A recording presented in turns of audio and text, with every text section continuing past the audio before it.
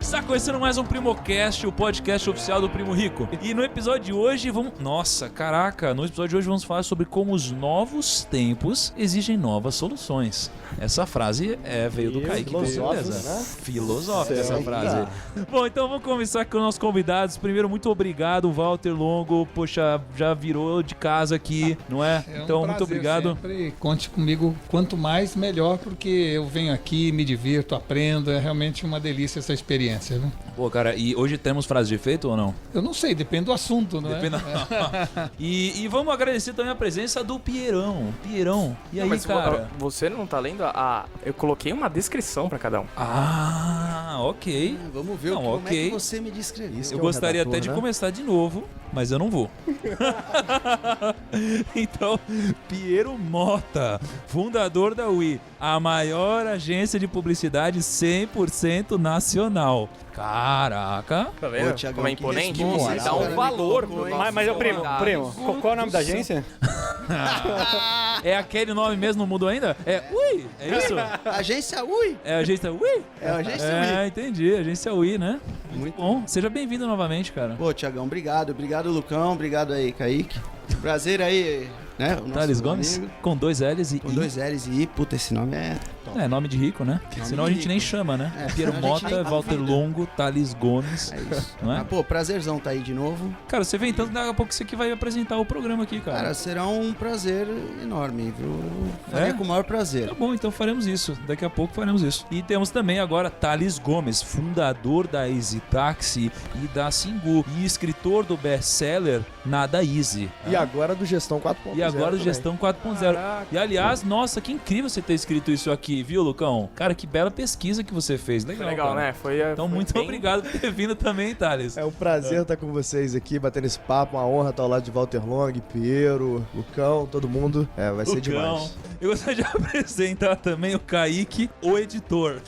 Maior editor do Brasil, segundo uma arte de Instagram feita por um fã. Isso é verdade. Isso é verdade. Não, pior que isso é verdade. Dados do IBGE. Os fãs dos primos mais qualificados não são fãs só do primo, são fãs da equipe inteira e até seguem as namoradas da equipe inteira. Isso é bom, não. Isso é bizarro.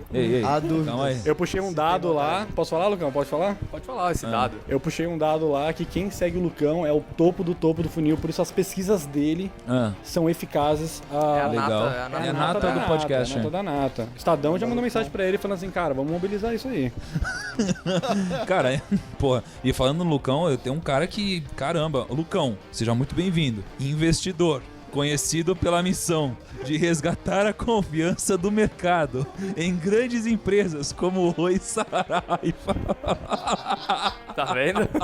Eu faço essa missão porque eu tô sempre fazendo aqui um inception dessas empresas na cabeça da galera.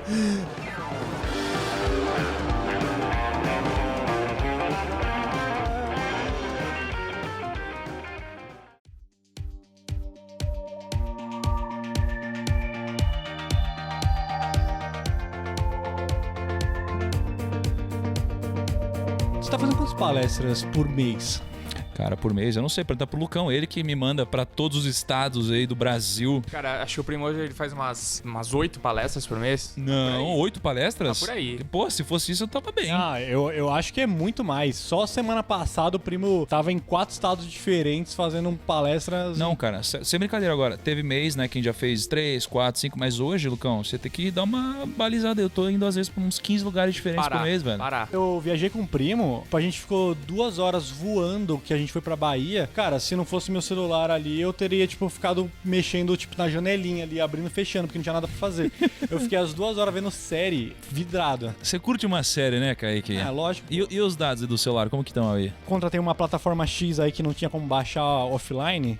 Cara, eu torrei meu pacote inteiro de dados. Eu gastei mais de 10 gigas assistindo no ônibus. Num ônibus, Kaique? No ônibus, porque eu pego o ônibus pra ir trabalhar e eu vou assistindo. E, cara, depois que eu assinei a Amazon lá, que você pode pode baixar offline e assistir sem gastar sua internet, cara, é excelente. Eu ia até falar pra você tá viajando tanto que você tem que fazer isso também. Agora é o seguinte, falando em Amazon, vocês sabem que a gente é parceiro da Amazon aqui. A gente tá junto com a Amazon faz bastante tempo já, né, Lucão? Faz bastante tempo, desde o começo do ano. Desde o começo do ano. E é muito legal, cara, porque a Amazon, eu vejo uma evolução do que ela tem feito aqui no Brasil. Ela foi entrando mais pianinha, foi crescendo muito grande lá fora. E aí ela lançou um negócio agora que não existe nada igual. Que a Amazon, ela lançou o Amazon Prime. Primo, vocês estão ouvindo a gente e não conhecem? Amazon Prime é um serviço muito diferente. É um compilado de serviços da Amazon com uma única assinatura. Então, ao invés de você precisar assinar cada coisa separada, você assina tudo com uma única assinatura. Então, pensa só, se você gosta de ler, você tem acesso ao Prime Reading. É uma seleção rotativa de vários livros e revistas que você tem pra ler em qualquer dispositivo. Então, você baixa o aplicativo, você pode ler, sei lá, no seu celular, no seu iPad. No seu próprio Kindle. No próprio Kindle, né? Exato. No Kindle. E é legal que o Prime Reading, ele tá com mais esperto que o diabo. Tá cheio de quadrinhos da Marvel, da DC, tem quadrinhos novos, cara. Tem quadrinho em inglês também, não é? Tem quadrinho em inglês. Ó, lá tem também o Laranja Mecânica. A Camila adora esse filme. Tem um que esse aqui vocês curtem, Clube da Luta. Não, o Clube da Luta é sensacional. Você leu o livro Clube da Luta? Tudo que é mais sagrado que eu já li o Clube da Luta, porque eu era muito fã e eu queria saber se o Clube da Luta livro é melhor. Que se você gosta de ler, se você gosta de música, por exemplo, você tem o Prime Music. E no Prime Music você já tem 2 milhões de músicas pra você ouvir onde quiser, Kaique. Também em qualquer dispositivo. Eu uso bastante, eu uso o Prime Music pra trabalhar. Mas você consegue mesmo fazer as duas coisas ao mesmo tempo? Claro, ou é por isso que você tá meio devagar aí, cara? Não, cara. Não. Um dia eu cheguei lá, o Lucão tava mandando um e-mail rebolando, eu não entendi nada. Eu não entendi nada. Você tem também o Prime Video. O que você assistia aí no Prime? Eu gosto muito de anime, tem bastante anime na... Tem bastante anime no Prime. No Prime. The Boys tá fazendo muito sucesso. The Boys tá fazendo Tá muito bombando, sucesso. né? Já tem Capitã Marvel no Amazon Prime. Então você pode, sei lá, pelo celular, pelo iPad, Qualquer enfim, dispositivo. por computador também. Você pode entrar lá na Prime. E igual eu te falei, se você tiver um celular, você pode baixar em casa pelo Wi-Fi e assistir no ônibus offline. Porque você não vai gastar esses 20 GB de dado que você gastou no busão. E, Kaique, pra você que é gamer, Kaique, você é gamer, né, Kaique? Ah, com certeza. Isso aí também eu uso esse serviço O aí. que você tá jogando recentemente aí, cara? Cara, os meninos vão me julgar e a audiência vai me julgar, mas à noite eu jogo Fortnite. Fortnite, Eu Kaique? jogo Fortnite. Eu queria ser o Ninja e o Alanzoca, mas eu sou muito ruim. Caramba, cara. O Ninja, ele deve estar milionário hoje, né? Ah, com certeza. Multimilionário, né? Contratos multimilionários. Cara, a gente podia fazer o Milionários do Fortnite, né? Fazer um podcast com essa galera. E eu, particularmente, eu tô acompanhando o Mundial de LoL que tá rolando agora. Muito massa. E eu vejo muito pela Twitch também. A Twitch tem uma parceria com a Amazon. Então você ganha o Twitch Prime também. Então você consegue, jogar jogos gratuitos. E dá sub pra galera que você curte lá, você pode... Dá sub pra galera que você curte. E você tem alguns loots também pros seus personagens. Inclusive pro Fortnite, né? Sim, eu já ganhei Roupinhas. uma skin. Eu já ganhei skin Fortnite já. Cara, é incrível isso. Você tem noção que o LoL... Eu acho que o LoL, depois do Fortnite, deve ser o jogo que mais fatura no mundo, assim. Pelo menos eu vi uma vez um ranking assim, Nintendo, Sony e tal. A Riot Games, cara, ganha mais dinheiro do que esses todos em jogos, assim. E é uma arma, assim, de mobilidade extraordinária, porque o cara não sai de casa, né? E jogando. O Kaique fica lá, 8 horas. 8 horas. É só ter Coca-Cola e Cheetos que eu não saio de casa. Ele não causa trânsito na Pelo cidade. menos não dá trânsito. Excelente. Tem também, cara, frete grátis. Ou seja, se você comprar na Amazon, você tem vários produtos que eles são elegíveis a ter frete grátis. Então, você compra, você não vai pagar frete. Chega na sua casa de graça, você não pagou, só porque você já tem a assinatura do Amazon Prime. Eu vou te falar que eu sou bem feliz com isso, porque vira e mexe a gente compra cartão e algumas coisas aqui pra fazer gravações. Tá vindo tudo frete grátis. Por isso que ficou mais barato e eu parei de reclamar com você, então. Foi por isso. Por causa do frete grátis. Foi pra... Você não acredita, Kaique, quanto que é a assinatura desse negócio aqui. Ele vai falar R$900. Pelo que ele tá falando, deve ser uns 580, né? Não, é estratégia de marketing. A gente subiu o valor do negócio e agora a gente dá o preço. E que, sinceramente, é ridículo, assim. Cara, por R$9,90 por mês você tem acesso a tudo isso que a gente acabou de falar. Tudo isso. Se você fosse olhar separadamente cada uma dessas funcionalidades que a gente falou, por si só, isso daqui já seria mais de R$9,90. Não, fora que se você assistir só um vídeo, só um filme, ou comprar só Um quadrinho? ou um quadrinho, ou se você só comprar uma vez lá e usar o frete grátis, já pagou. Já vale a pena. Já pagou, já valeu a pena. Cara, isso aqui é pra todo mundo usar. Não tem porque alguém no Brasil não ter o Amazon Prime. É muito barato, faz muito sentido. rápido e é por isso que eu digo que a Amazon vai dominar o mundo, cara. Então, Lucão, a gente vai deixar onde o link Link aqui? na descrição aqui do podcast. Link na descrição. E se a pessoa tiver com muita preguiça de clicar no link da descrição, como que ela faz? Onde que ela entra? amazon.com.br/Primo Rico e lá vai ter um banner do Amazon Prime. Tem um bannerzão lá. E olha o mais legal. Se mesmo com tudo isso você ficou na dúvida, será que é bacana? A Amazon tá dando 30 dias gratuitos pra você testar. Para. Pra você testar. Se você gostar do serviço, você paga. Se você não gostar, você quem dá 30 cancela. dias? Na moral, é porque o negócio é 30 bom. dias. Quem Ou se seja, dá garante? tempo de você assistir algumas séries lá dentro e decidir se faz sentido continuar Assiste uma assinando. temporada inteira e fala se você gostou. Se você gostou, você paga. É isso aí. A melhor coisa do Brasil. É isso aí, Amazon. Vocês estão de parabéns, primos. Vamos lá. Link aqui na Link descrição. aqui na descrição. Pelo amor de Deus, é muito barato, primos. Vai lá e se você assinar, manda uma mensagem para... @oprimo.rico. A gente vai postar uma thumbnail desse episódio, não vai? Isso. Vamos. Então nessa thumbnail, bota assim, ó, hashtag, vamos criar hashtag agora aqui. Hashtag o quê? O Vamos Amazon botar um código secreto. Vamos botar um Primo código. Prime. Primo Prime. Primo Prime. Bota lá então, hashtag Primo Prime. Se você for... Primo Prime. Primo Prime. Se você for assinante da Amazon Prime, aí ninguém vai saber, vai ser um negócio meio secreto só nosso. É, só quem ouviu vai Jeff poder Bezos vai comentar. ficar baita confuso. Jeff Bezos cara. vai, caraca, que é isso? Que tá tá acontecendo? bombando? Primo Prime. Que vocês não sabem, o Jeff Bezos ficam lá monitorando lá nas nossas redes Jeff- sociais. Fica esperto, que essas fotos você fica postando sem Quero ver camisa essa aí. hashtag, mano, inundar o Instagram. Vamos ver. Primo Prime. Hashtag Primo Prime. É isso aí.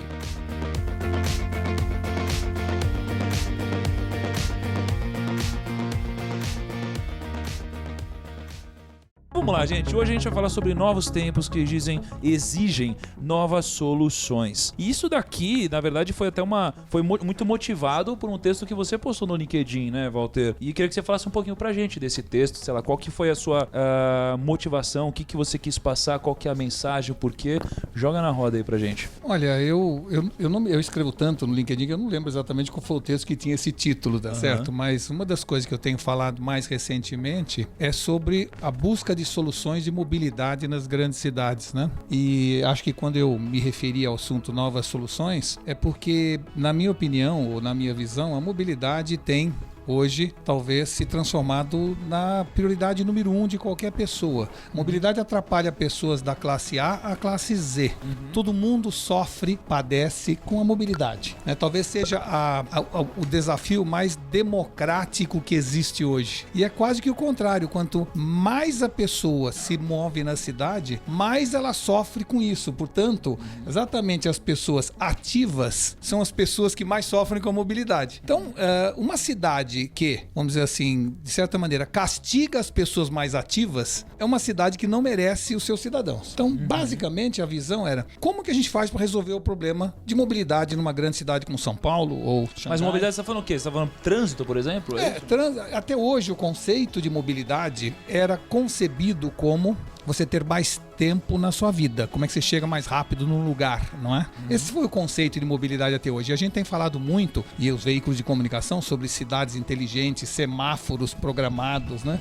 Sobre ônibus cada vez maiores para transportar um maior volume de gente. E quando você analisa a cidade um pouco livre dos paradigmas, preocupado não com as pendências, mas com as tendências, você analisa e chega à conclusão, não é? De que, no fundo, o problema é que qualquer lugar do mundo, pode ser Xangai, Tóquio, São Paulo ou Nova York, em que você tem que movimentar 15 milhões de pessoas entre 7 e 9 da manhã e entre 5 e 7 da noite, isso é impossível. Você pode construir o volume de metrô que você tiver. Pega, por exemplo, Londres, o melhor metrô do mundo. Você tem que cobrar pedágio para as pessoas não entrarem de carro na cidade. Pega Nova York, que tem um metrô, um sistema de transporte eficientíssimo. Não resolve o problema de trânsito endêmico da cidade de Nova York, né? Então, essa ideia de que metrô é solução, de que na hora que eu construir todo o sistema de metrô de São Paulo está resolvido, ou esses monotrilhos, isso tudo é condição essencial, mas não suficiente para resolver o problema de trânsito da cidade ou de mobilidade. Não, cara, você tava em Nova York, pô, tem trânsito de pessoa lá, né? Você pega Tóquio, é trânsito de pessoa. Cada vez mais cada vez mais as cidades atraem mais gente para cá. A cidade é um organismo muito mais eficiente do que a gente imaginava que ela se transformaria, né? É muito melhor morar numa cidade grande do que numa cidade pequena. Então a tendência é de aglomerar. E teve também o fato de que a população, no meio da década de 50, 60, começou a se afastar do centro. Isso. E agora eles começaram a voltar para os Isso, porque grandes se centros dos anos 90 pra cá. descobriu que uma cidade... É assim, o metabolismo, quanto maior o organismo, mais lento ele é. Isso serve nos animais. Quer dizer, o coração bate num colibri 1000 vezes mais do que bate no elefante, tá certo? E o sistema circulatório é mais rápido, tudo é mais rápido num organismo menor. Cidade é um superorganismo, só que ela é muito mais criativa. E muita gente foi tentar estudar por que uma cidade grande, apesar do metabolismo lento, é muito mais criativa. E descobriu-se que o convívio entre as pessoas gera sinapses, que nós formamos um grande ser que é formado, que a gente chama não de inteligências individuais, mas de uma exteligência coletiva. Que eu estar sentado no ônibus ao lado de uma pessoa falando no telefone, ele está falando um monte de coisa que vai me estimulando minha cabeça a ter novas ideias, lembrar de coisas o tempo inteiro. Quanto mais aglomerada for a população, mais criativa ela é. Então, dentro dessa visão, a cidade se transformou num polo de atração irresistível. Mas eu acho que o problema também é a centralização das grandes empresas. Uns anos atrás, as grandes empresas tipo financeiras ficavam no centro de São Paulo, beirando a Paulista ali. Agora tá tudo aqui na Faria Lima. Então, tipo, eu acho que tem um pouco disso, que as empresas ficam muito centrais e as pessoas moram urbano. Então, a coisa, eu acho, do trânsito é moradia versus trabalho. Também. Porque eu acho que, por exemplo, se meu trabalho fosse perto da minha casa, eu não ia precisar pegar ônibus, ia precisar o táxi ou um carro. Mas é que você está falando isso, mas não é porque as empresas se centralizaram. O problema é de política pública. Eu acho que antes de semáforos inteligentes e cidades inteligentes, nós precisamos de políticos inteligentes. E é isso que está faltando nesse país. Basicamente, o erro, o equívoco é pensarmos como na época da Revolução Industrial. Por que todo mundo tem que começar a trabalhar entre 7 e 9 da manhã e parar de trabalhar entre 5 e 7 da noite? E entre meio-dia e 2 horas ninguém consegue entrar no restaurante? Por que uma empresa de contabilidade não começa às 6 da manhã e às 10 horas vai almoçar e termina às 3 da tarde? Por que uma agência de propaganda não começa às 11 da manhã e vai até às 9 da noite? Por que não, Piero? Aliás, eles já chegam às 11 da manhã mesmo, verdade, então? Não, mentira que eu vejo vocês assistindo a live do primo. Publicitários acordam às 4 da manhã pra acompanhar a live do primo. É isso que eu são proponho pra publicitários vocês. Vocês que acordam às 11 da manhã, começam a acordar às 4h30. Ah, não. Não tem nada mais improdutivo do que uma pessoa ficar 3 horas no ônibus pra ir trabalhar e 3 horas no ônibus depois pra voltar a trabalhar.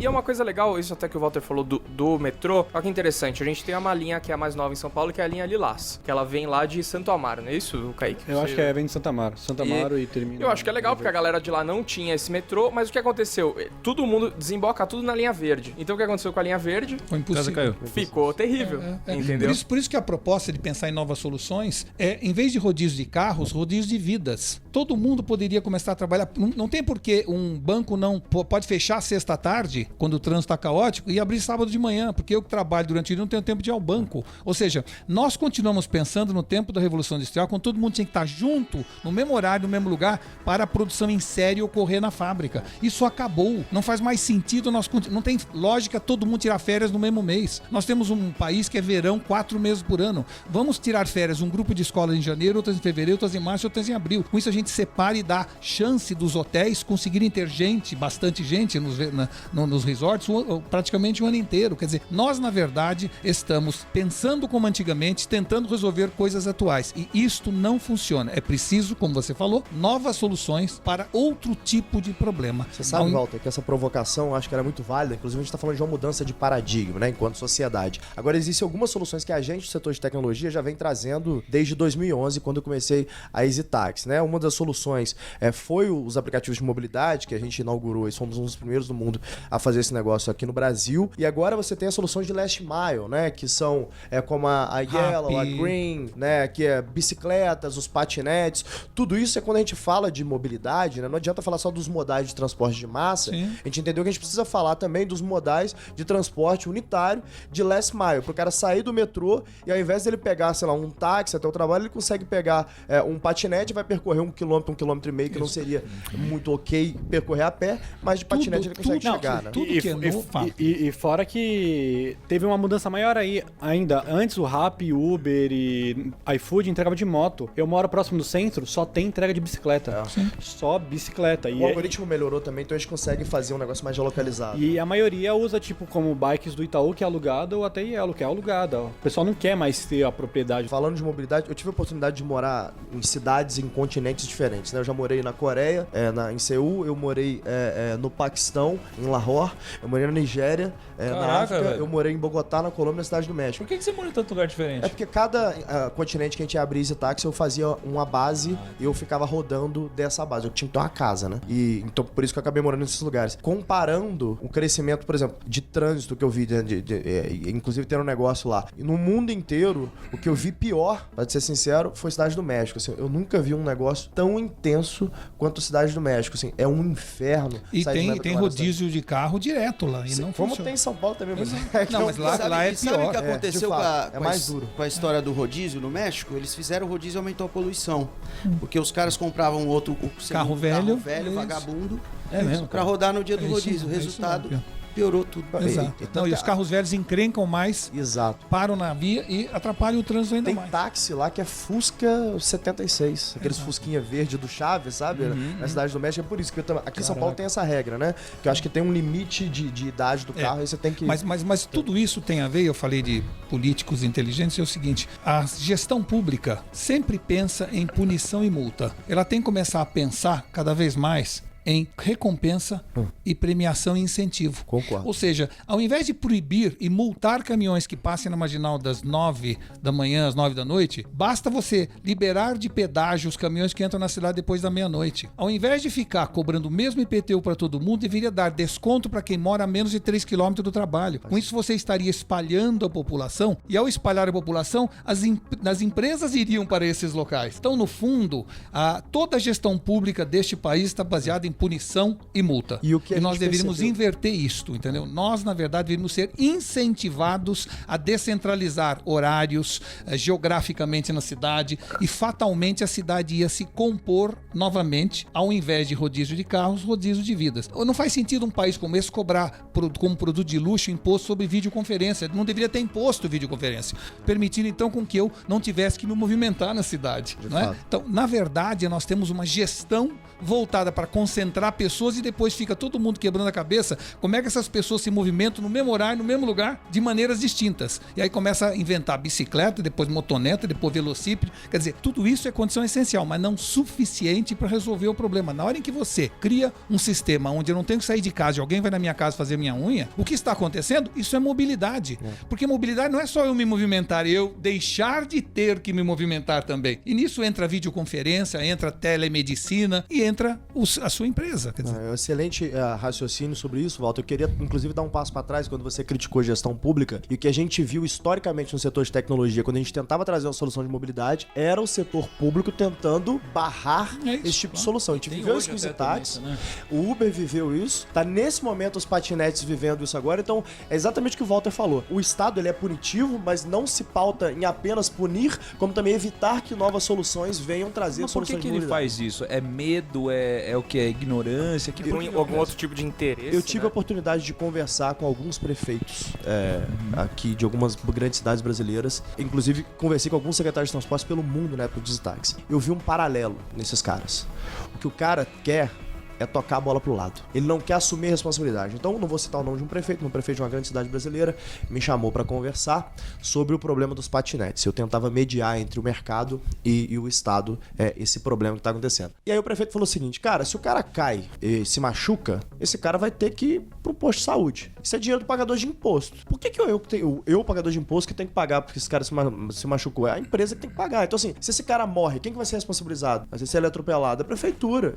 Mas quem tem que ser responsabilizado é a empresa. Então, assim, eu não concordo, tá? Tô falando a afirmação dele. O cara quer tirar a responsabilidade dele e jogar a responsabilidade pro lado. Quando eu ouvi essa posição desse prefeito, eu falei, olha, existem formas de você responsabilizar a pessoa. O cara, se ele bater o carro, ele não é responsabilizado? Ah, mas o carro tem placa. Uai, o aplicativo também tem um usuário. Eu sei onde que ele tá. Então é como eu tenho o CPF dele. isso tudo são sofismas criados para criar dificuldade e vender facilidade. Verdade. Que é o mantra do Estado. Essa é a né? tônica desse país, infelizmente foi assim. É assim assim dentro de um condomínio onde o zelador cria dificuldade para vender facilidade. É verdade. E em cidades onde o prefeito cria dificuldade, o secretário cria dificuldade para vender facilidade. Entenda vender, não apenas no sentido pecuniário, no sentido de ser importante. Quanto mais eu proibir, mais importante eu serei. Quanto mais for livre a população, menos importante eu serei. As pessoas têm uma vontade de ser importante. O Niall Ferguson escreveu no livro A Torre e a Praça o seguinte: até hoje, a luz da torre ilumina a praça. Daqui para frente, é o brilho da praça que vai iluminar a torre. Ou seja, nós temos que inverter esse processo. Eles são servidores, eles estão lá para facilitar o convívio entre as pessoas e não para dificultar. Só que essa mudança leva um tempo. E nós temos que lutar como cidadãos para exigir essa mudança. Nós temos que ter empresas,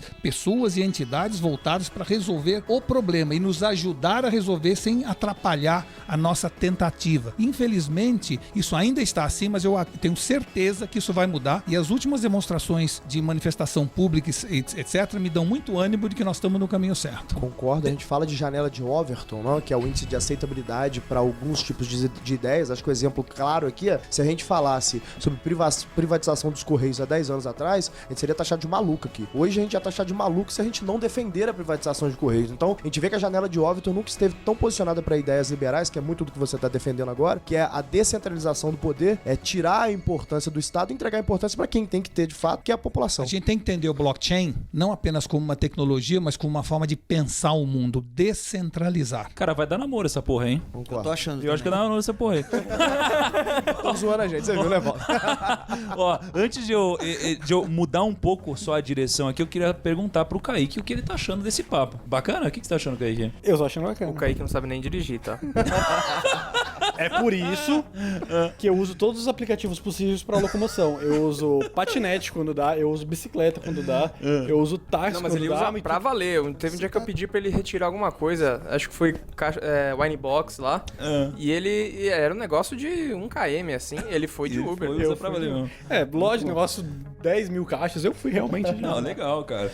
Não, muito bom. Eu queria ter o seu parecer profissional, né? Desse Obrigado. conteúdo ralo que a gente tava falando, superficial, entendeu?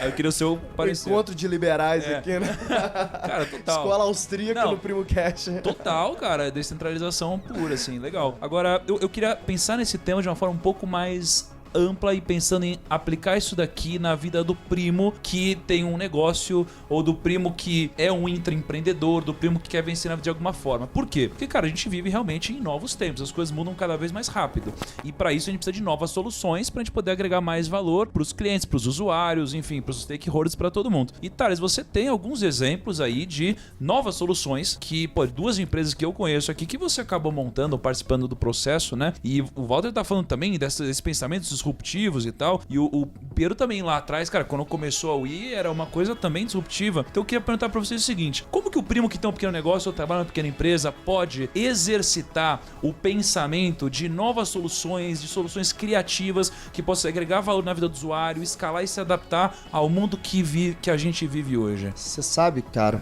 que um negócio que eu aprendi criando negócio, já são 18 anos empreendendo. Apesar de eu ter 32, eu comecei com 14. Então, um negócio que eu aprendi é que quem quer criar um valor, criar um negócio, não tem que focar na solução. Tem que focar em descobrir um problema relevante pelo qual as pessoas pagariam para ele ser resolvido. O empreendedor, ele é nada mais que um resolvedor de problema. Desde o padeiro até o consultor de software, ele resolve o problema de alguém. Quanto mais crítico é o problema que você resolve, melhor remunerado você é pela sociedade. Por exemplo, o ortopedista, ele é menos remunerado do que o neurocirurgião, porque o neurocirurgião vai resolver um problema um pouco mais crítico do que o ortopedista muitas vezes. Por fim, o que eu recomendo pro primo que quer começar o negócio dele, ou até o primo intraempreendedor que tá nos negócios e quer fazer diferença na sua carreira, quer fazer diferença para a empresa que ele tá trabalhando nesse momento. Procure esses problemas relevantes, que são muito difíceis de achar, porque geralmente todos estão já muito bem resolvidos. E depois que a gente acha, parece óbvio também, né? E depois que a gente acha, aí, parece óbvio. fecha um spread, é sempre né? assim, né? Quando eu criei esse Singu, nossa, mas parece tão óbvio, né? Levar manicure na casa dos outros. Quando eu criei esse táxi, não é tão óbvio, né? Apertar um botão e vir táxi. Mas é sempre assim. As soluções mais geniais, geralmente são as mais simples. né? Agora, de onde que vem essas soluções tão simples? Vem de achar um problema relevante. Então foca no problema, porque a solução, cara, é derivado do problema. A solução é mais fácil de achar, o difícil é achar o problema relevante. Vocês concordam com isso? Acho que no meu negócio... Eu fiquei pensando assim, quem do Itaú parou pra pensar assim, não, o problema é bicicleta, cara. Não, vamos pôr bicicleta nessa porra aí, porque bicicleta vai ajudar. Não, com certeza não aparece. Cara, não é... É que não foi o Itaú, né? Não foi assim. Na verdade, foi um Afora, pessoal que tem. foi investido pelo Luciano Huck, que aí levaram pro Itaú uma solução de mobilidade. E eu me recordo que eu participei desse processo depois, porque eles estavam levando pro Bradesco também a bicicleta. Aí eu cheguei no Santander, que foi um negócio que virou o mercado Brasil na época. Vocês devem lembrar disso, Santander Meia Bandeira, né? Que é uma campanha que a gente fez com o Zitax, que o Santander pagava 50% da corrida. Esse negócio bombou. Eu me lembro que a gente tava muito no início da Zitax, a gente fazia 1 milhão de corridas por dia, a gente pulou pra 2,5 milhões de corridas por dia em um ano. Como assim 2,5 milhões de corridas por dia, velho, no Brasil? Não só no Brasil, no mundo, Ah, né? no mundo. É que a gente fez essa campanha do Santander e foi replicando com outros bancos em outras regiões, né? Entendi. E como exercitar isso daí, meu? Como que você constantemente exercitou a busca por soluções inovadoras no processo? Eu diria que não só concordo com o Thales, como mais do que isso, eu diria que ele tocou no ponto no ponto mais fulcral, o mais fundamental. O ponto G. O ponto G das startups, tá certo?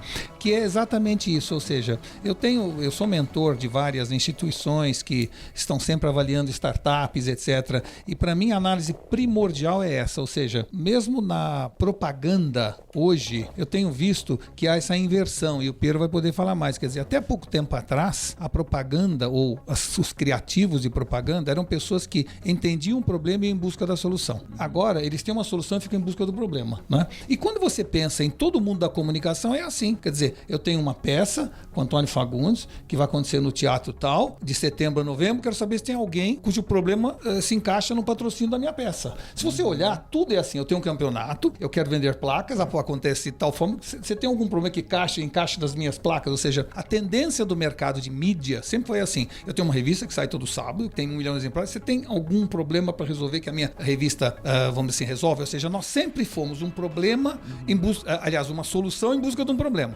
E infelizmente na área dos aplicativos aconteceu o mesmo. Eu tenho visto gente que fala assim, tem uma tremenda ideia. Ele fala a ideia e fala assim, mas que problema ele resolve? Não resolve, mas facilita, encoraja, é legal. É muito legal, mas ele resolve um problema, esse problema é real, existe, está atormentando as pessoas. Não, então esquece, vá atrás de um problema real e aí traga a solução. Então o que você falou é fundamental, serve para propaganda, a empresa do Piero, serve para todos nós. As pessoas precisam entender que uma solução existe a partir de uma necessidade. A criação de soluções sem a necessidade é tempo perdido, é dinheiro perdido. Agora, você sabe que tem, desculpa, primo, só para complementar o que o Walter falou, que é muito importante pro primo que estiver ouvindo, que quer criar um negócio, tem até uma métrica pra gente olhar isso. Eu sou data freak, né? Vocês já me conhecem há um tempo. Eu tento metrificar tudo que eu tô fazendo. CAC, KPIs, CPL, Aspirator. Eu gosto de ter métricas, primos, e tem uma métrica que eu vou ensinar pra vocês agora, vocês vão procurar no Google. Tá, mas eu não sei o que é isso, tá? Procura no Google, vai achar. O negócio chama... chama... Não sei o que é Google. Eu falei, aí você tem um problema. Tem uma métrica chamada cohort. Cohort é um nome bonitinho que cientista dá pra grupo, né? São safras de usuário. Cohort se escreve com H, tá? C-O-H-O-R-T. Então procura isso no Google, como calcular um cohort. O cohort retention, ele vai te dizer assim, da cada 10 pessoas que eu adquiri por um determinado período em um determinado canal, quantas dessas 10 ficaram usando o meu negócio daqui a 30 dias, daqui a 60, daqui a 90. O que o Walter tá falando é o seguinte, se você não cria uma solução que de fato resolva um problema, você vai ver seu cohort retention só diminuindo. Consequentemente, você tem uma bacia, que você vai abrir a torneira aqui através da publicidade, por exemplo, investimento em marketing, seu CAC vai cada vez subir, teu LTV não vai recuperar esse CAC, essa bacia tá com um buraco grande, teu cohort retention tá cada vez menor. Seu business nunca vai ser validado. Eu chamo isso de efeito paleta mexicana. É isso aí.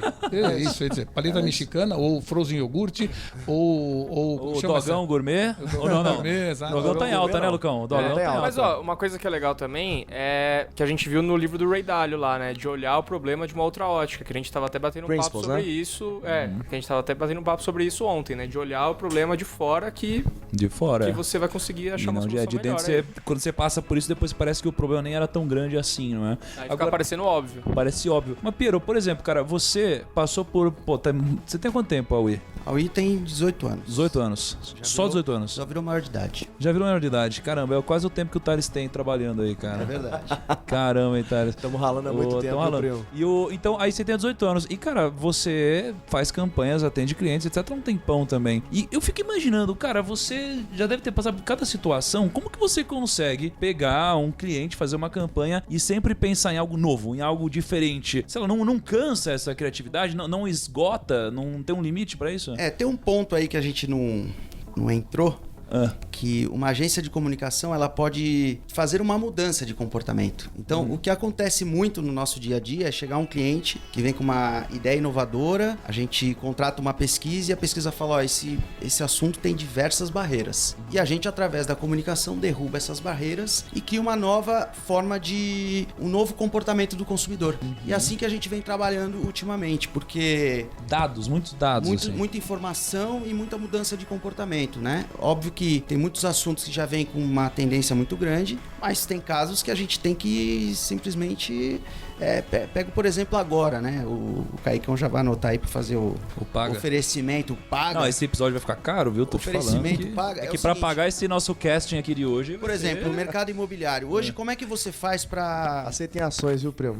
Ah, fica tranquilo, cara. Como é que você faz pra construir um prédio num bairro nobre onde todos os terrenos estão ocupados? Cara, esses caras vieram pro mercado, entenderam que tinha uma puta de uma abertura. O que eles estão fazendo? Mapeando os bairros, comprando apartamentos usados, reformando eles em 3, 4 modelos de formato. Fazendo um retrofit. Né? Fazendo um retrofit no apartamento e vendendo ele a preço de apartamento praticamente novo. Então isso é uma mudança de comportamento. E o que acontece? As pessoas tinham dificuldades em envelhecer os imóveis usados porque não tinha acesso. E a Loft foi lá, criou esse modelo e fez.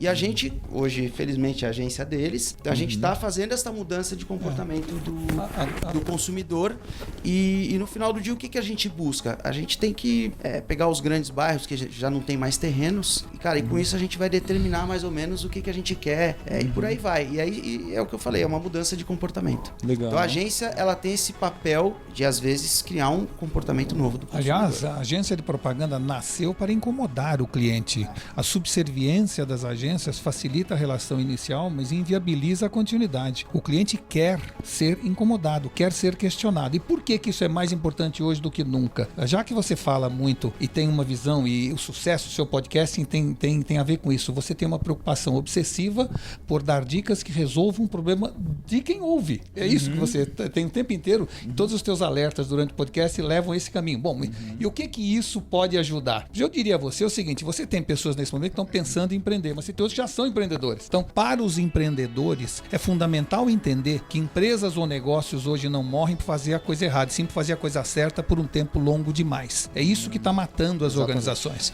Sejam elas grandes ou pequenas, tá? Cara, legal. E a gente estava desenvolvendo a teoria, acho que ontem a gente estava conversando, e a gente estava olhando para a internet. A gente estava olhando muito por Instagram, porque a gente estava fazendo um monte de campanha diferente lá. A gente chegou à conclusão que existem 4 tipos de pessoas no Instagram ou na internet, tá? Você tem as pessoas que inovam, você tem as pessoas que aprimoram, você tem as pessoas que replicam constantemente e você tem as pessoas que replicam eternamente. Então, assim, as pessoas que inovam, elas ficam às vezes tentando por muito tempo sem ter um sucesso, elas investem muito, se esforçam muito para talvez nunca conseguirem um grande resultado. Exato. Mas quando conseguem, elas inovam e é algo disruptivo. Essas pessoas aqui, elas podem dar certo ou não. As pessoas que aprimoram, elas pegam algo que já foi validado, que já deu certo e melhoram. Isso daqui é muito primo. O primo, ele costuma melhorar muito das coisas que a gente vê, né? A gente pega, melhora e a gente aprimora as coisas e dá certo. E aí você tem as pessoas que replicam constantemente. São as pessoas que pegam algo que já deu certo, copiam igualzinho, e aí isso daqui vai dar certo, porque já tá provado. Só que se você copiar algo igualzinho e ficar na sua zona de conforto, em algum momento isso aqui vai parar de dar resultado, porque a gente tem sempre ciclos.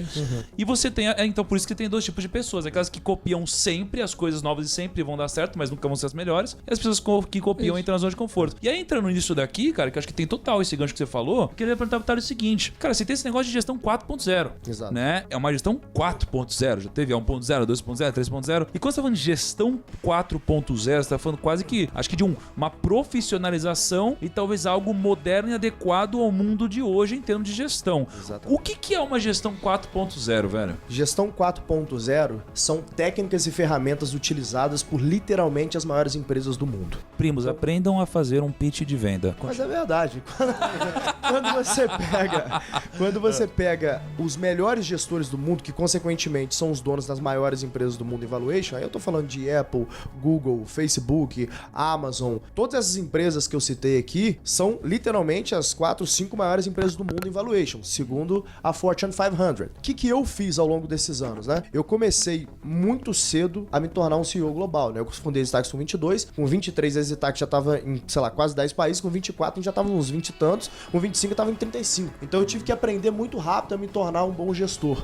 Como Quantos anos demorou pra virar um unicórnio a Easy? A gente não chegou a ser unicórnio porque foi R$1 bilhão, né? Unicórnio é R$1 bilhão de dólares. né? Se for trazer ao valor presente, já passou de ser unicórnio. Mas naquela época ainda não tinha nenhuma empresa que a gente aprendeu com o Max da Maximilias que unicórnio é 7 anos, né? A média, né? Que demora no Vale do Silício. Média né? 7 anos, que é a média das empresas que se transformam em unicórnio globalmente. Não só Vale do Silício, tá? Mas o que eu tava te contando, então, nessa trajetória, como eu sou muito estudioso, o que eu aprendi, né? Eu falei, olha, deixa eu pegar o que os melhores gestores do mundo estão fazendo, deixa eu criar um ferramental para eu utilizar isso na EasyTax, né? E essa caixa de ferramentas, parte delas eu entreguei no Nada Easy e parte delas ficou sem estar no Nada Easy porque eu não sabia, que eu fui aprendendo ao longo do caminho, aprendi em Singu. E aí, daqui a pouco sentou eu, o fundador da Rap Brasil, que é o Bruno Nardon, e o fundador da X-Tech, foi vendido para a Vetex, que é o Alfredo Soares, o melhor vendedor do Brasil. Sentei com esses caras e falei, gente, o que vocês acham disso aqui, desse framework de gestão aqui? Aí o Nardon foi, colocou umas coisas que ele achou que tinha que ter, aí o Alfredo foi e colocou outros, eu falei, cara, vocês concordam que isso aqui forma um framework de gestão que constrói empresas bilionárias? Eu concordo. É tudo que esses caras fazem.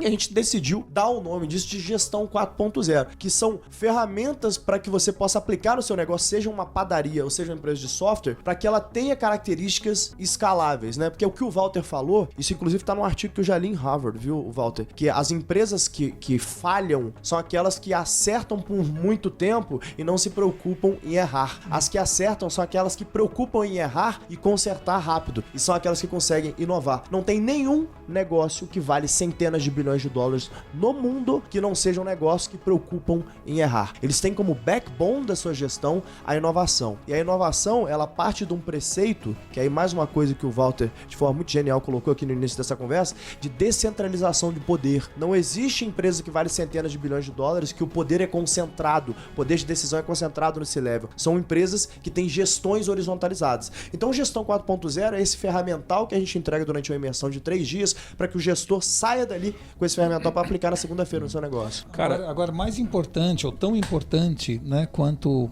todo esse ferramental, no fundo, o gestor, o empreendedor, ou que nome tem, ele tem que entender que nós temos que mexer em time que está ganhando nesse momento do mundo. De fato. A gente tem uma tendência que vamos dizer assim, não mexer em time que está ganhando, porque mexer é contra-intuitivo. Nós temos que negar a nossa intuição. Ou seja, quando alguém me pergunta como é que vai sua empresa, Walter, eu falo, vai bem e eu estou muito preocupado. Eu falo, por que preocupado? Porque ao ir bem, eu não vou mexer. Ao não mexer, eu estou começando a ir mal. E na hora que eu chegar, se é mal, eu não consigo mais reverter. Então, a gente tem que ir construindo durante o crescimento e não durante a queda. E isto é contra-intuitivo, isso dói pra gente fazer. Exatamente. Sabe? Esse é o grande desafio de qualquer empreendedor. Quer dizer, você tem que ter todas as ferramentas que o Thales falou, mas tem que ter algo anterior ou ulterior, que é dentro de você o incômodo de, se antes nós tínhamos que andar para não ficar no lugar, agora a gente tem que correr para não sair do lugar. E isso pra gente amedronta, incomoda as pessoas que estão ao nosso lado. Fala, o cara não tá satisfeito, nós faturamos tanto este ano e tá inventando mais. Quer baixar a margem?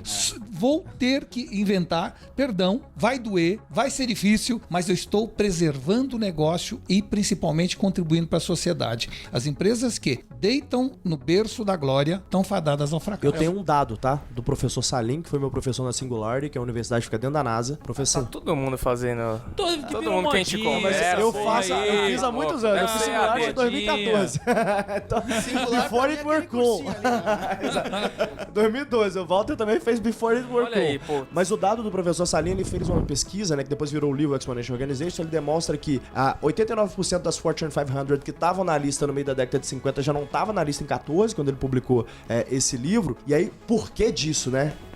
A conclusão que eu tive da aula do professor Salim. O diferencial competitivo, Walter, no meio da década de 80, durava em média 30 anos. Ou seja, se eu criasse uma tecnologia como a da EasyTax, eu ficaria 30 anos como líder daquele segmento, ninguém me incomodar. Hoje, com o crescimento do poder computacional, consequentemente com a proliferação mais rápida de conhecimento, a gente cai a um fator exponencial. Então, assim, cai o tempo de diferencial competitivo, né? Daquilo, né? Diferencial competitivo. Hoje em dia, a média, segundo o professor Salim, é de 5 anos de um diferencial competitivo. E eu vivi isso na prática, né? Eu inventei esse táxi em 2011, a gente era o que tinha de mais moderno em transporte, depois veio a Uber, fez muito melhor, e agora tem uma outra empresa fazendo muito melhor do que a Uber, que é carro robô, né? Que tá jogando um pouco de água, inclusive, nas ações da Uber. Os ciclos são muito mais rápidos, e a tendência, segundo um sócio do professor Salim, né? O Ray Kurzweil, que é um dos maiores especialistas em inovação em tecnologia, um cientista muito respeitado no mundo, ele fala, olha, a gente vai atingir, ele rege que a gente vai atingir a singularidade em 2045, né? Por quê? Que ele fala que, de novo, toda vez que tem um surgimento de uma nova tecnologia, a gente unlock algumas possibilidades e o crescimento do acesso à informação é exponencial. Quanto mais rápido a gente processa a informação, maior é o impacto que as tecnologias têm de mudança na nossa vida, né? Primos, eu queria que vocês dessem uma reparada no que o Thales fez. O Thales, ele fez um pitch, cara, e ele usou umas artimanhas muito boas pra quando você vai vender alguma coisa, quando você fala de alguma coisa. Cara, primeiro ele pegou e eu falei, nossa, mas olha o que você tá falando. Ele falou, não, mas é porque é verdade. Cara, olha que puta gatilho legal. Validou. Como se fosse algo, não, é porque é verdade mesmo. Verdade, ele deu um check Não é, ali, não, né? é porque eu tô forçando. Foi legal isso Mas daí. ué. Cara, aí, ó, viu? Fez uma puta jornada do herói, do cara que começou, construiu, vendeu, aí ele aprendeu, errou, lutou, errou, né? Aí no final, nossa, agora eu trouxe algo pra vocês, né? O final da jornada do herói. E ele começou com o Círculo de Ouro de Simon Sinek, que é muito foda, cara. Ele começou o porquê que ele tá fazendo isso. Ele não começou querendo um treinamento, ele começou com o porquê, cara. Teve toda a história, ele fez o negócio dele, aprendeu, voltou, estudou, de repente juntou com os amigos e falou, cara, você já percebeu que a gente tem o poder de, cara, a gente tem um framework aqui de empresas bilionárias, o porquê, depois como, cara, com tudo isso daqui que a gente aprendeu e o que a gente faz, cara, uma imersão de E não sei tudo quantos isso dias. regado a uma didática e principalmente a um entusiasmo que transforma qualquer coisa em realidade. Eu vou dizer a você o seguinte, o entusiasmo é parte fundamental de qualquer empreendimento. É verdade. Né? E mais do Ou que seja, isso, né? a lei do Um curso- triunfo é isso. Um curso de 3 dias e na segunda-feira você já pode criar uma empresa bilionária. Não, foda. Não, e além criar disso, empresa tem bilionária, cupom mas de não usar as desconto pros ferramentas. primos. Olha aí. Já jogou Tem promessa. cupom de desconto aí. Não, tem que ter cupom. Mas, primo, eu tô esperando aqui você perguntar pro Thales o que tem na água. Não, cara, você estragou, tá, fudeu, não. Estragou o fator surpresa. Calma, ia terminar. Primos, Que a que pergunta... esperem. Esperem, meu. Não, e aí teve isso, aí usou vários gatilhos de autoridade que não tem nada a ver com ele. Falou, não, porque Google, Apple, Fortune, não sei o que lá, não sei o que lá. Cara, do caralho, autoridade total. E depois ele falou, não, porque eu sou, cara, muito esforçado, eu sou muito estudioso, não sei o que lá, cara. Levantou super autoridade e ele trouxe. Além de page. Ele trouxe ele pra um ser humano normal. Eu sou esforçado, não nasci talentoso. Humanizou. Sou esforçado, né? Fudeu. E aí só faltou ele falar, até o Kaique conseguiria. Se falasse isso, aí vendia Aí, tudo. identificação com o público. Acorda 5 horas da manhã pra ver a live do primo. Agora 5 como horas da todo manhã, mundo. fudido, foda. Agora eu ia finalizar perguntando agora o seguinte, cara. Pô, que porra que tem na água lá da cidade de vocês, cara? BH, eu não meu. sei também. Pô, junta lá você, quem que é? É você, tem o Israel, tem o Zé, tem o Max. o Nardon, É. o Não, Max. o Nardon é daqui, Não, de Assis, no interior de São Paulo. Max. Mas tem o Max, Cara, tem o Alfredo JP de lá, do não. Hotmart, não, o Alfredo é do Rio de Janeiro. JP, caraca, o que, Eu que tem quero naquela água, velho? saber se o Vale transferiu pra Cara, BH, quando eu tiver cara. um filho, eu vou pra lá, botar meu filho e depois eu trago de volta, cara. Eu acho que esse vilarejo aqui chamado Vila Olímpia não tá dando mais certo. Não dá. Condado Já era. de Itaí aqui. Que porra é essa? Mas sabe o que acontece? Isso é ecossistema, cara. Porque é o seguinte, o ecossistema de Belo Horizonte, ele se ajuda. Então, o empreendedor belo-horizontino, eu entro ali na empresa do JP, eu entro na Hotmart, o JP abre os KPIs pra mim e fala, cara, isso aqui que eu tô fazendo, olha a minha margem. Aí olha pra onde minha margem foi quando eu fiz isso aqui. Aí Colaboração, sento com o né? Gustavo Caetano Caetano fala assim, olha, eu errava nisso aqui em cultura, aprendi isso aqui, sendo que o Israel, ele abre os canais de aquisição comigo, eu tenho que me excluir dessa. Pra mim até mostra, mas eu não vejo com outros empreendedores esse mesmo nível de abertura aqui no ecossistema de São Paulo. Eu vejo um negócio mais individualista. E o ecossistema se forma desse jeito, né? Trocando informação, sendo altruísta, tentando ajudar outros empreendedores também. Agora que caiu a ficha, Indo pro Banco Inter, carnaval juntos também, né? Banco Inter Indo pro também carnaval de BH. O Banco Inter também... Ah, não. Banco Isso Inter aí, também isso de aí BH. a gente define como distância da praia. Distância da praia. A maresia que faz mal Não. pra galera. Isso faz total sentido, porque o paulista da sexta-feira vai pro clube ou vai pro Guarujá ali, Vai pro ó. Guarujá, Vai eu pro vou pro Guarujá. Ah lá, o Lucas vai pro Guarujá, por isso ele não empreende. Caraca, meu, olha só. Né? Por isso o hot dog não dá certo. Da sexta-feira ele quer descer Vai pro Guarujá, Vai pro mano. Guarujá, não dá.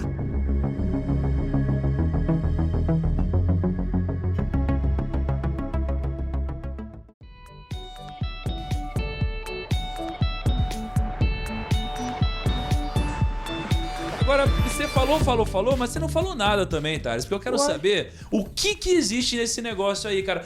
Pô, o que é essa gestão 4.0? Me passa alguns principais aprendizados que os primos podem absorver agora, que eles podem aplicar nos negócios deles. Vamos lá. Com o link que tá na descrição com desconto já. E não vem querer passar pit venda não, que agora só hoje tem só 100 vagas e só hoje ganha um bônus. Não vem com esse papo não, Ao hein? bem da verdade é que tem 3 mil inscrições mesmo, então nas últimas olha o vagas pra gatilho. 2019. Escassez não, verdade é que na verdade já tem fila de espera e Isso não é tem mais verdade. Mas aí vaga. quem tiver interesse, acessa lá o gestor 4.0. Não, isso, mas aí não é pra todo mundo. Vamos lá, Isso lição. talvez E não é pra seja todo interessante pra você. Eu nem precisaria vender pra você, porque já tem tanta fila que eu nem preciso de você. Mas é verdade. Mas ó, lição que eu vou entregar aqui pros primos pra aplicar no negócio agora, tá? Vai chegar, acabou de ouvir esse podcast, vai abrir ali o computador, vai fazer um negócio pro Thales. Vai pegar todo o seu custo de investimento em marketing, somar com o seu custo de investimento em vendas, vai dividir pelo número de novos clientes que vieram através daquele canal naquele período que você tá analisando. Tá, vamos materializar. Me dá um exemplo de uma empresa. Vamos pensar na empresa de hot dog do Lucas, que a gente ainda vai te... Hot dog. Ele Vamos tem uma lá. empresa de hot dog. Então vamos lá. O Lucas, ele gastou R$10 pra poder fazer um anúncio na revista do Hot Dog. Tá bom? E ele gastou mais R$2 pra um promotor de vendas distribuir essa revista. Calma, Lucas, eu sou um cara que não pago nada. R$2. R$2. Fudido.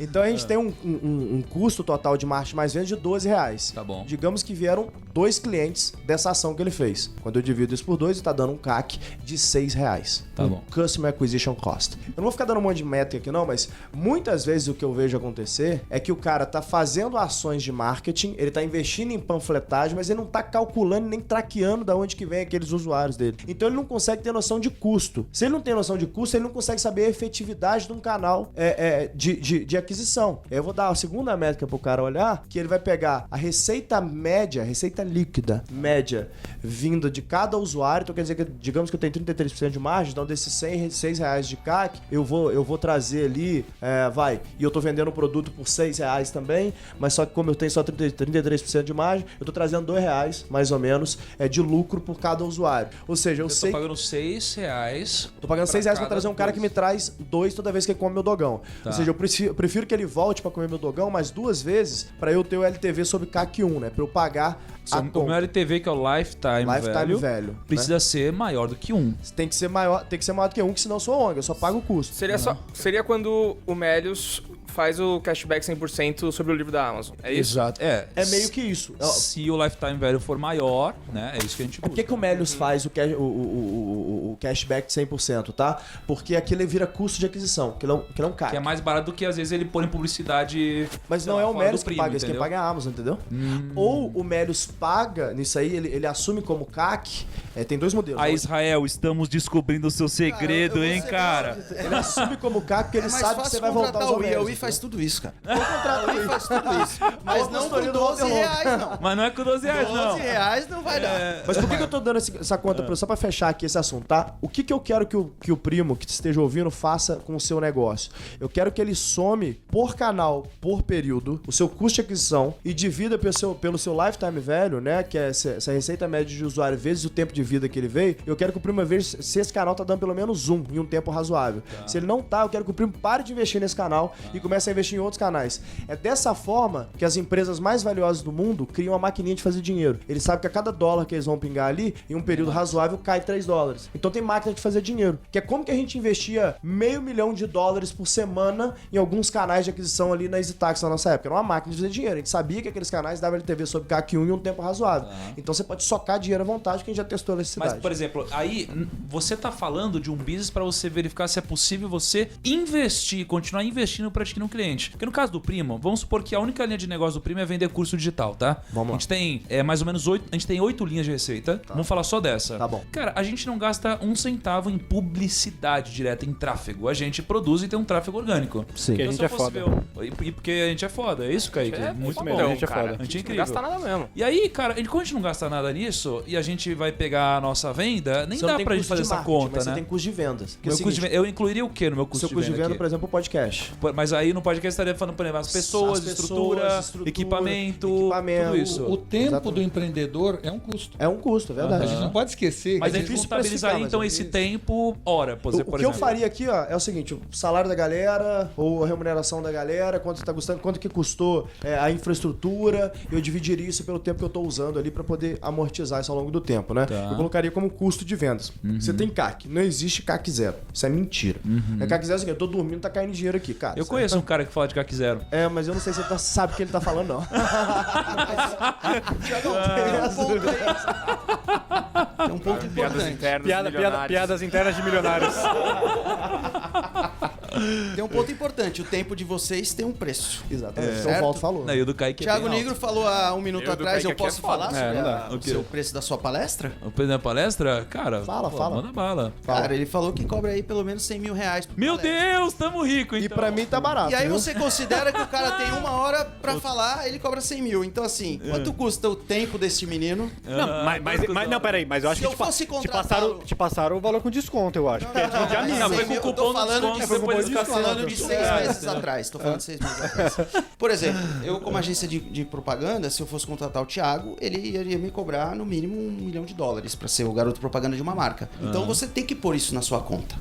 Porque afinal de contas é a sua imagem, é o seu tempo, é o seu trabalho. Então assim, não é Não é zero tão como óbvio vocês estão assim. falando. Mas de forma pragmática, eu pelo menos pegaria os custos diretos que eu tenho e dividiria pelo número de novos clientes. E vamos definir um negócio? Cliente é cara que gasta dinheiro. Que tem um pessoal que tem mania, principalmente em business digital, não, cliente é download. Fala, querido, não é. Cliente é, se você emitir nota fiscal pra ele, é seu cliente. Senão... Aí é, a gente descobre que a gente tem um custo no Primo aqui de R$1 milhão no ano e a gente fatura R$100 milhões. A gente tem um LTV de... LTV não, LTV seria muito mais vezes, né? Mas, cara, só essa relação seria de 100 vezes. Aí, porra, então faria sentido a gente pensar em investir mais. Investir mais. E testar se faz Então sentido. você fala assim, pô, esse canal... Mas teria que segregar esse novo investimento pra gente não... Senão vai ser sempre positivo, né? Eventualmente é o seguinte, se você descobriu que esse canal tá gerando tanto retorno assim, vamos amplificar. Como é que eu amplifico? Vamos comprar um canal de TV. Ou vamos comprar um espaço ali na Bandeirantes pra poder fazer um programa do Primo, entendeu? Vamos dar um tiro de canhão nesse negócio aqui. Eu vou amplificar meus canais quando eu sei que eu criei essa maquininha de fazer dinheiro. Entendi. Bacana. Aí, então, valida o processo, depois escala o negócio. Exatamente. É que o ponto é o seguinte, toda empresa bilionária, ela descobriu formas escaláveis de entregar valor. Ponto. Seja agente de publicidade, seja rede de padarias ou seja empresa de software. Óbvio que as empresas de software têm um pouco mais de facilidade de encontrar formas de escalar a entrega de valor, porque a gente tem muito dados. E o gestor 4.0, ele é um cientista. Ele é um interpretador de dados. Ele não toma nenhuma decisão com base em feeling. Ele toma com base nos dados que o business entrega para ele. E é por isso que é tão importante, aí de novo, seja o seu negócio uma padaria, ou seja o seu negócio uma agência de publicidade, você tem uma área de business intelligence. Você tem uma pessoa, geralmente com formação de exatas, eu gosto muito de engenheiro, que vai depurar teu banco de dados e trazer para você os dados mais importantes do seu negócio, os números mais importantes do seu negócio, que são esses que eu entreguei aqui. Eu adicionaria um quarto, que é o NPS, que é uma metodologia inventada pela Bain, Satisfação, né? que vai perguntar de 0 a 10 10, o quanto que os primos que estão ouvindo agora recomendariam o Primo Cash pra um amigo ou familiar. Toda vez que eu tenho acima de 8, eu tenho o que chamo de promoters. São pessoas que vão promover o Primo Cash. De 6 a 7, são neutros. Que assim, Primo Cash é legal, mas não vou ficar promovendo. De 7 a 8, né? De 9 a 10 é o promoter, de 7 a 8 é neutro. De 6 pra baixo são detractors. Ou seja, são pessoas que falam, não ouve o Primo Cash não, que é uma bosta. Né? Sim, total. Que não tem ninguém que fala isso, que ninguém é nem Não maluco. tem como. Agora, você tá há quanto tempo no mundo dos negócios? Há quantos anos? Eu tô há Uns 10 anos, pelo mais de menos. 40 anos. Né? 40 anos o no mundo negócio. dos negócios, há mais de 40 anos. Agora, vendo todo esse papo e você se mantém super atual, inclusive lança várias tendências É aí. uma enciclopédia, homem, né? Pelo amor de Deus, só frase de efeito. Agora, se você fosse voltar 40 anos e fosse comparar com o que a gente tá vendo agora de métricas, de modo de fazer negócio, de escala e tal, o que você vê de principais diferenças? Até pra gente entender, porque eu acredito que existam ainda negócios que pensem dessa forma antiga e que talvez com o tempo acabem sendo devastados. Olha, aí, né? eu confesso a você que como pensador e não como empreendedor, vamos dizer assim, se eu pudesse me colocar, ou como analista da realidade, eu diria que tudo isso que eu ouvi aqui é absoluta verdade, mas eu ainda dou muito valor à chamada intuição. Eu estudei bastante as grandes pessoas de sucesso e percebi que essas pessoas têm uma dose de intuição muito grande. Que no fundo, a gente acredita muito em dados, mas intuição é um dado importante. Até porque é através da intuição que você vai buscar o dado, né? Exato. Quer dizer, razão. no fundo, não é buscar respostas. No fundo, o que a gente tem é que constantemente buscar perguntas. E a intuição é fundamental para esse grande questionamento. Concordo. Né? Então, essa é a primeira coisa. A segunda coisa é que eu acredito vamos dizer assim, na gestão por identidade. Eu acho que quem tem um negócio tem que buscar nos seus prestadores de serviço empreendedores. Eu estou cada vez mais consciente de que você precisa ter do outro lado, como interface sua, um empreendedor, uma pessoa com vontade de fazer negócio. Seja ele um prestador de serviço, uma agência de propaganda, seja um buffet para você fazer eventos. Posso falar uma frase de efeito? Foco nos missionários e não nos mercenários. Isso daí você viu no puta perfil do Instagram, hein, cara? Então é assim. E essa é do Fred Kaufman, Uma das coisas que fez a Wii ser uma empresa, vamos dizer assim, do tamanho que é hoje, uma das maiores, se não a maior empresa nacional, é exatamente isso. Porque o Piero é, antes de ser publicitário, um empreendedor. Quando eu sento de frente com o Piero... tem uma intuição fodida. É isso. Ele não só tem uma intuição, mas mais do que isso, ele entende que, assim como a propaganda é a alma do negócio, o negócio é a alma da propaganda. E que ele tá lá para fazer negócio, que não existe a figura do